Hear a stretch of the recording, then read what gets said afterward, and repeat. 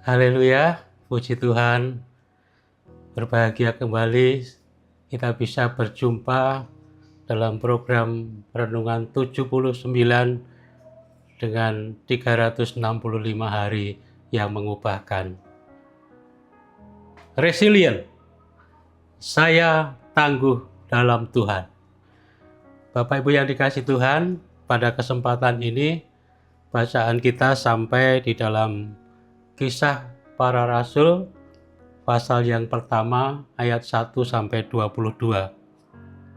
Pada kesempatan ini kita akan membahas beberapa ayat saja dan saya beri judul Tangguh Bersaksi dengan Kuasa Roh Kudus. Tangguh bersaksi dengan kuasa Roh Kudus. Kita akan membaca ayat pokok kita di dalam Kisah Para Rasul pasal 1 ayatnya yang kelima. Sebab Yohanes membaptis dengan air, tetapi tidak lama lagi kamu akan dibaptis dengan Roh Kudus. Bapak, Ibu, Saudara yang dikasihi Tuhan, di gereja kita, GPDI El Shaddai Magelang ini, Gembala Jemaat sangat menegaskan, sangat menghimbau agar jemaat rindu untuk dipenuhkan dengan Roh Kudus. Beberapa waktu kita sudah dan baru saja kita ikuti ibadah doa selama 10 hari untuk minta kepenuhan Roh Kudus. Memang Roh Kudus bisa dicurahkan kepada siapa saja, kapan saja dan di mana saja.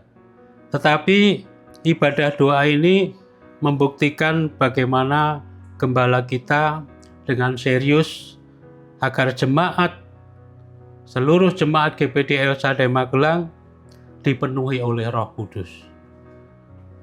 Jangan sampai kita sebagai jemaat acuh tak acuh atau abai terhadap hal ini. Seperti ada beberapa jemaat di Efesus yang mereka tidak tahu atau belum tahu kalau ada Roh Kudus. Juga jangan sampai itu terjadi pada kita yang ada di GPDI El Shaddai Magelang. Kisah Para Rasul pasal 19 ayat 2, katanya kepada mereka, sudahkah kamu menerima Roh Kudus ketika kamu menjadi percaya? Akan tetapi mereka menjawab dia, belum, bahkan kami belum pernah mendengar bahwa ada Roh Kudus. Itu terjadi saat Paulus berkunjung ke jemaat di Efesus. Ada beberapa jemaat yang belum pernah mendengar kalau ada Roh Kudus.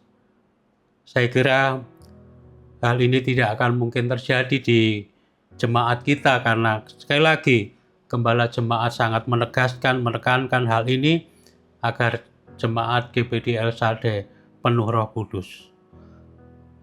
Baptisan air adalah baptisan sebagai tanda bukti pertobatan kita untuk meninggalkan hidup yang lama, mengikuti Kristus, berjalan di dalam firman-Nya. Tetapi baptisan Roh Kudus adalah sebagai tanda, sebagai meterai, sebagai jaminan bahwa kita adalah milik Kristus dan kita berhak menerima janji-janjinya. 2 Korintus 1 ayat 21 dan 22, sebab Dia yang telah meneguhkan kami bersama-sama dengan kamu di dalam Kristus adalah Allah yang telah mengurapi, memeteraikan tanda miliknya atas kita, dan yang memberikan Roh Kudus di dalam hati kita sebagai jaminan dari semua yang telah disediakan untuk kita. Roh Kudus yang akan membuat kita tangguh. Oleh sebab itu, sangat penting Roh Kudus itu ada dalam hidup kita. Roh Kudus itu adalah pribadi Allah sendiri. Tuhan Yesus sangat tahu, sangat mengerti apa yang akan dihadapi oleh murid-muridnya, juga termasuk kita setelah Dia nanti kembali ke surga. Murid-murid akan menghadapi banyak masalah, tantangan, kesulitan, dikucilkan, dibenci, bahkan murid-murid akan menjadi akan mengalami aniaya. Setelah kita menjadi milik Kristus dan kita mengenakan ketopong keselamatan, ada tugas mulia yang harus kita laksanakan, yaitu menjadi saksi, bersaksi. Tugas ini bukan tugas yang mudah, Bapak Ibu Saudara yang dikasihi Tuhan. Karena bagaimanapun kondisi dan keadaan kita, dimanapun kita berada, kita harus menjadi saksi. Keadaan kita tidak selalu baik-baik saja. Iman kita juga mungkin tidak selalu baik-baik saja. Tapi kita tetap harus menjadi saksi. Kita harus bersaksi. Dimanapun kita berada, lingkungan yang kita tempati, tempat kerja, lingkungan kerja kita, mungkin bukan lingkungan dan tempat kerja yang bersahabat bagi kita, tidak baik-baik saja, menolak kita mungkin. Kita harus tetap menjadi saksi dimanapun kita berada. Kesaksian kita dimulai dari orang-orang terdekat kita, khususnya di dalam keluarga kita masing-masing. Oleh karena itu kita harus mempunyai kuasa dan kekuatan dalam Roh Kudus, agar kita mampu dan tetap tangguh melaksanakan tugas yang mulia ini. Kisah Para Rasul pasal 1 ayat 8. Tetapi kamu akan menerima kuasa kalau Roh Kudus turun ke atas kamu, dan kamu akan menjadi saksiku di Yerusalem dan di seluruh Yudea dan Samaria dan sampai ke ujung bumi. Bapak Ibu yang dikasihi Tuhan, Tuhan akan membuat kita kuat. Tuhan akan membuat kita mampu untuk menjadi murid-murid Kristus yang terus dan dapat dengan tangguh melaksanakan tugas kita untuk menjadi saksi. Yang pertama, Tuhan meyakinkan murid-muridnya bahwa Dia hidup. Kisah Para Rasul 1 ayat 3. Kepada mereka, Ia menunjukkan dirinya setelah penderitaannya selesai, dan dengan banyak tanda Ia membuktikan bahwa Ia hidup. Sebab selama 40 hari Ia berulang-ulang menampakkan diri dan berbicara kepada mereka tentang kerajaan Allah. Bapak Ibu Saudara yang dikasihi Tuhan, setelah Tuhan Yesus bangkit, setelah Tuhan Yesus naik ke surga, Tuhan menunjukkan dirinya berulang-ulang kepada murid-muridnya untuk membuktikan bahwa Dia hidup. Kiranya ini juga meyakinkan kita sebagai murid-murid Tuhan. Kita memberitakan, meyakinkan kepada dunia sana bahwa Allah kita hidup. Allah yang kita sembah adalah Allah yang hidup, bukan Allah yang mati. Yang kedua, Tuhan memberikan kuasa. Sebagaimana sudah kita baca di dalam Kisah Para Rasul pasal 1 ayat 8 tadi. Saya akan bacakan ulang. Tetapi kamu akan menerima kuasa kalau Roh Kudus turun ke atas kamu, dan kamu akan menjadi saksiku di Yerusalem, di seluruh Yudea dan Samaria, dan sampai ke ujung bumi. Kuasa Roh Kudus memberikan kita kekuatan. Kuasa Roh Kudus memberikan kita kuasa. Kuasa Roh Kudus memberikan kita ketangguhan untuk kita bisa menjadi saksi dalam keadaan bagaimanapun kehidupan kita. Sekali lagi, hari-hari yang berat ini, hari-hari yang penuh dengan kesulitan ini, membuat mungkin iman kita juga lemah. Tetapi kita harus tetap bersaksi. Dimulai dari mana kita bersaksi? Dimulai dari lingkungan terdekat kita, di dalam keluarga kita. Melalui kehidupan kita, melalui tutur kata kita, kita harus tetap bersaksi. Yang ketiga, Tuhan memberikan penolong yang menyertai. Yohanes 14 ayat 16. Aku akan minta kepada Bapa, dan Ia akan memberikan kepadamu seorang penolong yang lain, supaya Ia menyertai kamu selama-lamanya, Bapak Ibu Saudara yang dikasihi Tuhan, sebagai anak Tuhan, setiap hari kita bergumul, yang kadang membuat kita lelah, yang kadang membuat kita capek. Tapi sekali lagi, kita harus bersaksi. Dan Tuhan akan memberikan kekuatan kuasa Roh Kudus-Nya agar kita tetap kuat dan tangguh untuk melaksanakan tugas ini. Sebagaimana Rasul Paulus alami, justru di dalam kelemahan kita, maka kuasa Tuhan menjadi sempurna. Kita tidak selalu dalam kondisi baik-baik saja. Kita tidak selalu dalam kondisi yang kuat. Kita tidak selalu dalam kondisi kehidupan ekonomi yang berkecukupan. Yang kadang itu menyeret kehidupan kita untuk lelah, untuk capek. Namun bagaimanapun juga kita harus menjadi surat-surat Kristus yang terbuka.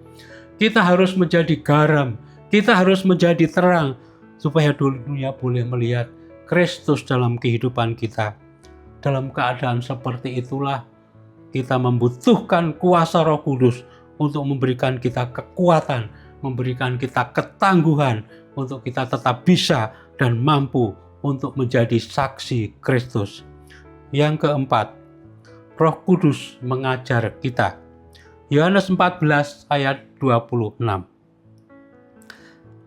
Tetapi penghibur, yaitu Roh Kudus yang akan diutus oleh Bapa dalam namaku, dialah yang akan mengajarkan segala sesuatu kepadamu dan akan mengingatkan kamu akan semua yang telah kukatakan kepadamu.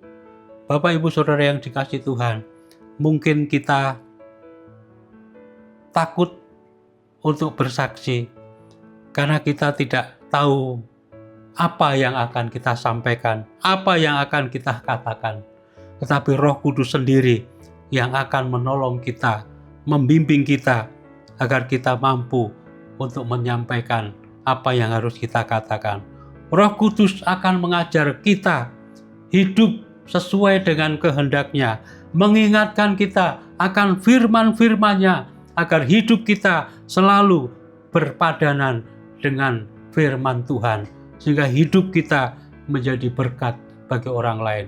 Itulah kesaksian yang lebih penting melalui kehidupan kita yang mencerminkan firman Tuhan, kehidupan kita yang mencerminkan kasih Tuhan. Roh Kudus adalah pusat kekuatan kita yang membuat kita tangguh untuk terus-menerus kita bisa menjadi saksi. Bapak Ibu Saudara yang dikasihi Tuhan, Roh Kudus akan mengingatkan kita akan firman-firman-Nya sehingga kita bisa hidup dalam kekudusan. Kita bisa hidup sesuai dengan kehendak Tuhan. Tuhan dalam kuasa Roh Kudus-Nya akan terus-menerus membimbing kita, menyertai kita agar kita menjadi tangguh untuk tetap menjadi saksi Kristus dimanapun kita berada, kapanpun kita berada, dan dalam kondisi dan keadaan apapun kehidupan kita. Matius 28 ayat 18-20. Yesus mendekati mereka dan berkata, "Kepadaku telah diberikan segala kuasa di surga dan di bumi. Karena itu pergilah, jadikanlah semua bangsa muridku, dan baptislah mereka dalam nama Bapa dan Anak dan Roh Kudus. Dan ajarlah mereka melakukan segala sesuatu yang telah kuperintahkan kepadamu. Dan ketahuilah, aku menyertai kamu senantiasa sampai kepada akhir zaman." Tuhan menyertai kita senantiasa. Puji Tuhan, kiranya firman Tuhan pada kesempatan ini menjadi berkat bagi kita semua, dan kita tetap tangguh untuk menjadi saksi-saksi Kristus, menjadi surat-surat yang terbuka, menjadi teladan-teladan di dalam keluarga, masyarakat, dan dimanapun kita berada. Bapak Ibu Saudara yang dikasihi Tuhan, bagi Bapak Ibu yang rindu didoakan atau menceritakan kesaksian tentang mujizat yang Bapak Ibu alami, pemulihan kesehatan, atau masalah dalam keluarga, Bapak Ibu bisa menyalurkan di dalam chat WhatsApp di 0813 2742 0088. Tuhan Yesus memberkati. Mari kita berdoa. Bapa di surga, kami mengucap syukur untuk kesempatan ini kami boleh mendengarkan firman-Mu. Kami rindu Tuhan, kami tetap tangguh untuk menjadi saksi-Mu dimanapun kami berada, dalam kondisi dan keadaan apapun Tuhan. Kami dapat menjadi saksi-Mu Tuhan.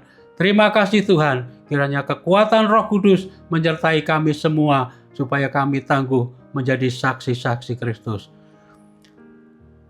Keluarga GPD El Shaddai Magelang hendak mengagungkan Engkau, ya Allahku, ya Raja, dan keluarga GPD El Shaddai Magelang memuji nama-Mu untuk seterusnya dan selamanya. Setiap hari, keluarga GPD El Shaddai Magelang hendak memuji Engkau dan hendak memuliakan nama-Mu untuk seterusnya dan selamanya.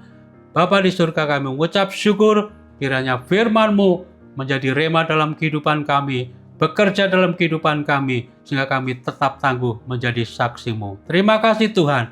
Kami mengucap syukur untuk berkat firman-Mu di dalam nama Tuhan Yesus Kristus. Haleluya. Amin.